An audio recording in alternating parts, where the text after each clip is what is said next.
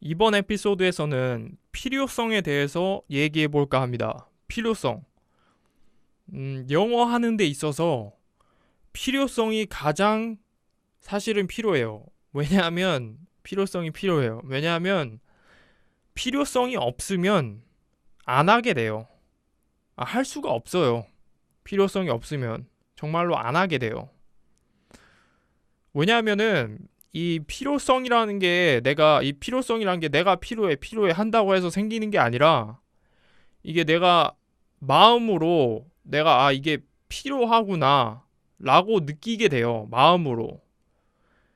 이게 마음으로 느껴져야지 뭐 내가 필요하다고 내가 암시를 건다고 이게 되는 게 아니라서 이 필요성이 영어에서 언제 내가 정말 영어가 정말 필요하구나 라는 그 계기가 생기는 포인트 혹은 그 느낌이 오는 시점이 언제냐 라고 하면은 누군가와 특히 외국인과 영어로 대화할 때 그때 이 필요성이라는 느낌이 강하게 와요.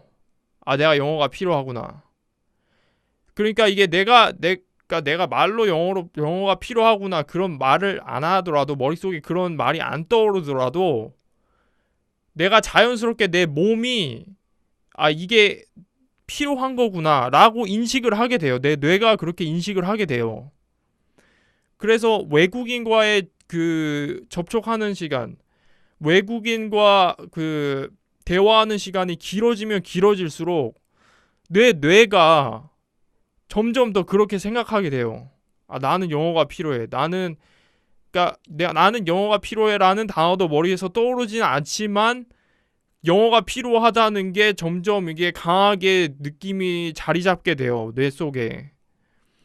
그러면은 이게 자연스럽게 영어와 관련된 거를 좀 더 보게 되고 왜냐하면은 필요하니까요. 내가 필요할 걸 아니까. 이게 비슷한 논리가 전쟁이 계속 진행되는 나라 근처에 있거나 혹은 전쟁이 지속되고 있는 어떤 그런 접견 지역이나 이런 데 사는 주민들을 보면은 항상 전쟁에 대비가 돼 있어요. 그리고 언젠가 그러니까 누가 주변에 친척이라든가 가족이라든가 죽을 수 있다는 것도 감지를 하고 있어요. 이 사람들은. 그래서 준비가 돼 있어요.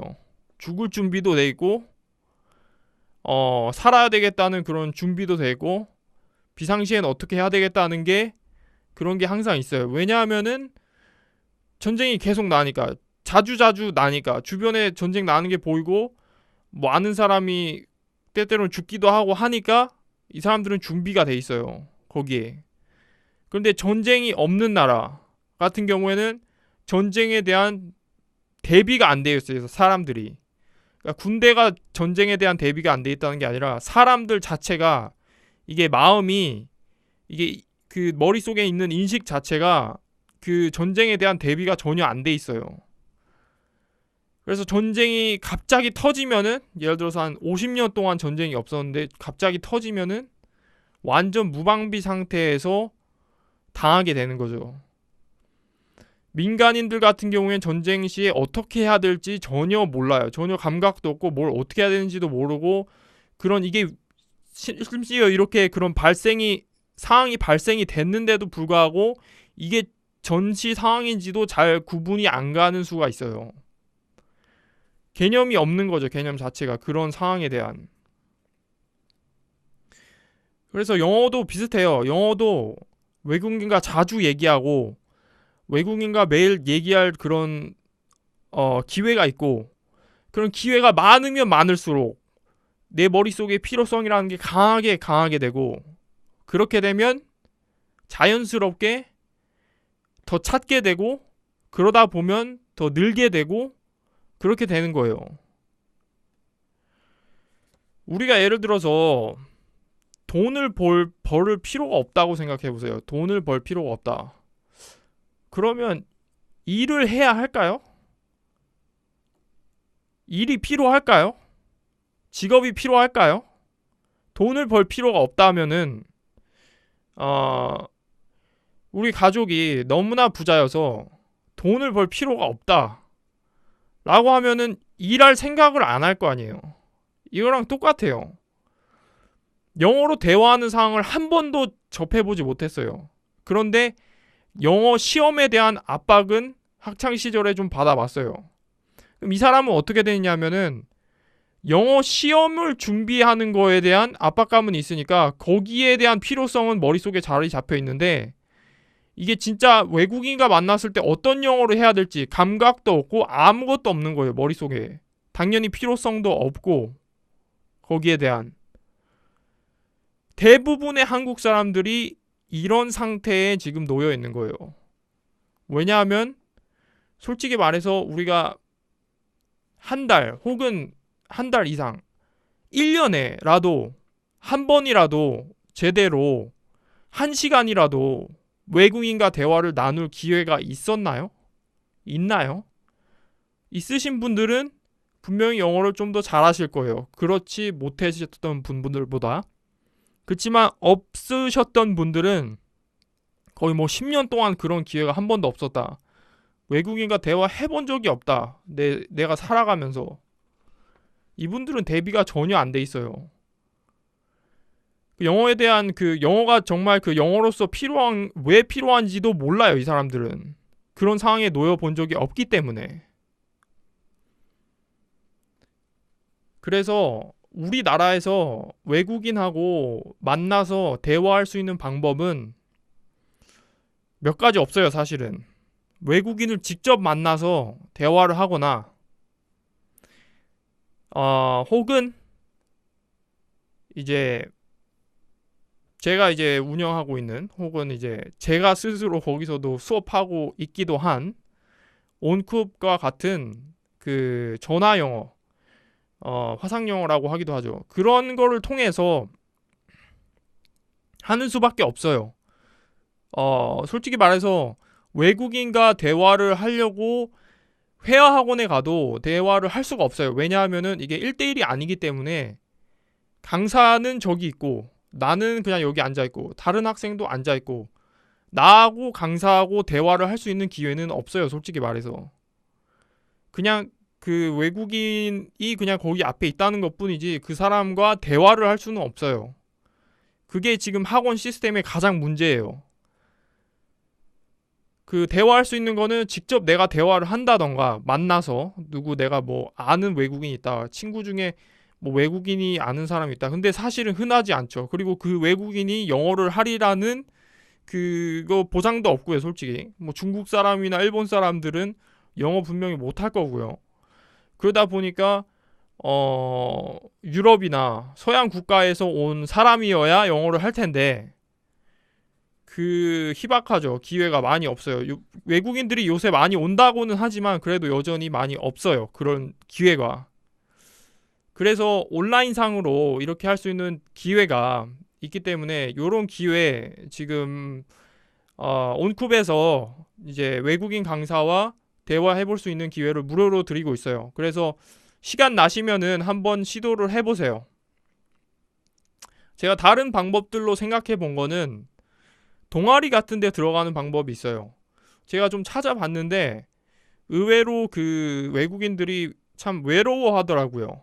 그 사람들도 친구 만나고 한국 사람 친구로 사귀고 싶은데 그 사람들도 힘들어하는 것 같더라고요, 그거를. 그래서 본인들끼리는 잘 만나기도 해요. 사이트 같은 데서 본인들이 이용하는 사이트, 한국 사람들이 이용하는 사이트는 안 쓰고 본인들이 본인들 나라에서 잘 나가는 그런 뭐 어플리케이션이나 아니면은 그런 사이트에 가서 거기서 만나는 거예요. 그러다 보니까 항상 외국인들만 만나고 그렇게 되는 거예요. 그래서 제가 쓴 방법은 거기에 제가 들어가는 거예요, 한국인으로서. 그러니까 사이트나 이런 거 정보를 모르면은, 그러니까 영어가 한 중급, 중상급 이상이 아니면은 그런 거 알려고 해도 알 수가 없어요, 솔직히 말해서. 근데 중급이나 중상급 이상이다 그러면은 그런 사이트에 들어가서 한국인이 들어간 사이트 말고 외국인이 잘 찾는 그런 사이트에 들어가서 거기서 외국인을 찾아서 만나는 방법이 있어요. 그러면 굉장히 쉬워요, 솔직히 만나기가. 만나는 건 쉬운데 관계 유지하는 거는 본인 능력이죠. 뭐 영어가 너무 못해서 그 사람하고 관계가 이어가기가 좀 힘들다거나, 아니면 영어 못하는데 그 사람이 나 좋아한다, 막 만나고 싶어 한다, 재밌다, 계속 만날 수도 있겠죠. 그래서 관계를 이어가는 거는 본인의 능력이고 본인 하기 나름인 것 같고요. 그리고 외국인이라고 해서 그 사람 영어를 한다고 해서 나랑 또 취향이 맞으리라는 법이 없잖아요. 취향이 다를 수도 있어요. 그 나이도 차이가 많이 날 수가 있고요. 그런 경우에는 좀 아무래도 그 친구로서는 계속 이어가기가 조금 힘들 수 있겠죠. 그렇습니다. 그래서 가능하면 그 제가 모든 분들한테 영어 어떻게 빨리 늘까요? 저 초보자인데 어떻게 하면은 늘 수 있을까요? 라고 질문하시는 분들한테 제가 항상 드리는 말씀이 이거예요.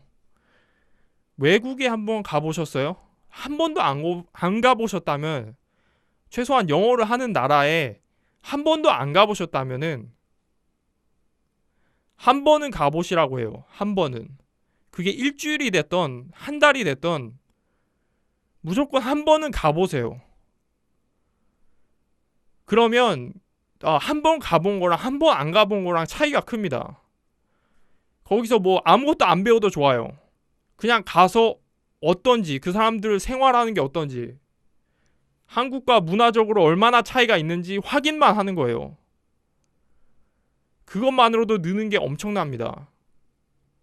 그리고 실제로 나와 같은 종류의 사람이 다른 언어를 쓴다. 쟤네들은 저 언어를 정말 저렇게 쓰는구나, 살아가면서. 라는 거를 알고 있는 거하고 실제로 보는 거하고는 틀려요.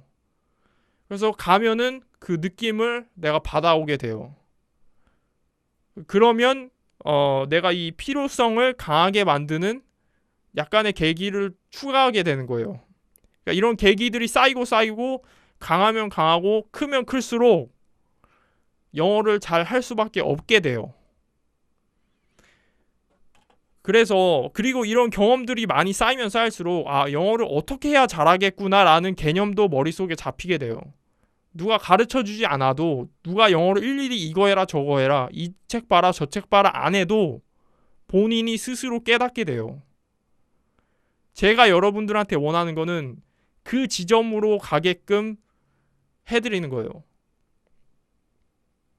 그래서 본인이 방법을 알아서 본인이 길을 알면 그때부터는 그냥 그야말로 그 노력만 하면 돼요. 그러니까 노력이라는 거는 참 쉽기도 하면서 어려운 단어인데 어떨 때는 노력만 한다고 절대 안 돼요. 특히 제가 이제 사업 같은 경우에는 결정을 몇 번 잘못해버리면 노력을 아무리 많이 했어도 다 날려버리는 수가 있어요. 다 날려버리고 빚까지 지는 수가 있죠. 근데 노력을 많이 안 해도 반대로 결정을 잘하면은 내가 한 것보다 훨씬 많이 가져가게 되는 수도 있어요. 그래서 저는 노력보다는 일단 방법을 알아야 된다고 봐요. 그러니까 제대로 되는 그 길을 알아야지 거기다가 노력만 얹으면 이게 가게 되는 거예요. 그러니까 내가 아무리 달려봐야, 열심히 달려봐야 잘못된 방향으로 달리면은 헛수고예요, 헛수고. 그냥 미로 안에서 에너지만 빼는 꼴이에요. 그래서 바른 방향으로 걸어가더라도 바른 방향으로 가는 게 중요해요. 한국 영어는 아시겠지만 굉장히 실패한 케이스예요. 한국 영어는 실패했다고 우리가 이제는 인정을 해야 되고, 한국에 학원이 이렇게 많고 뭐 한데 영어를 잘하는 사람이 많이 없잖아요. 학원이 그만큼 많으면 정말로 이 나라의 국민의 한 50%는 정말 영어를 어느 정도는 해야 되는데 그게 안 되잖아요. 학원이 없는 오히려 그런 나라들에서 영어를 잘하는 사람이 훨씬 많아요. 예를 들어서 필리핀 같은 경우에는 학원이 전혀 없어요. 그런데도 사람들이 다 영어를 해요. 유럽 같은 나라도 자기네들 본인 언어가 있고 영어를 또 잘해요. 근데 이 사람들은 교육 방식이 선생님 자체가 말하는 거를 보여주고 선생님이 항상 영어로 얘기를 하고 하니까 자연스럽게 어릴 때부터 그걸 보고 자라면서 그렇게 는 거예요. 선생님이 어떤 영어 선생님들은 그렇게 잘하지 못해요, 영어를. 그래도 계속 말로 해요. 우리나라 선생님들은 그러지 못하죠. 말로 절대로 안 합니다. 우리 한국 영어 선생님들은 말로 절대로 안 해요. 틀리면 쪽팔리니까. 제가 틀린 거에 대해서 다음 시간에 얘기를 더 할 텐데요. 일단 이번 에피소드는 여기까지 해서 마무리를 하겠습니다. 그래서 필요성, 중요한 거 아시겠죠? 그리고 어떤 게 필요한지 본인 스스로 느끼는 게 굉장히 중요합니다.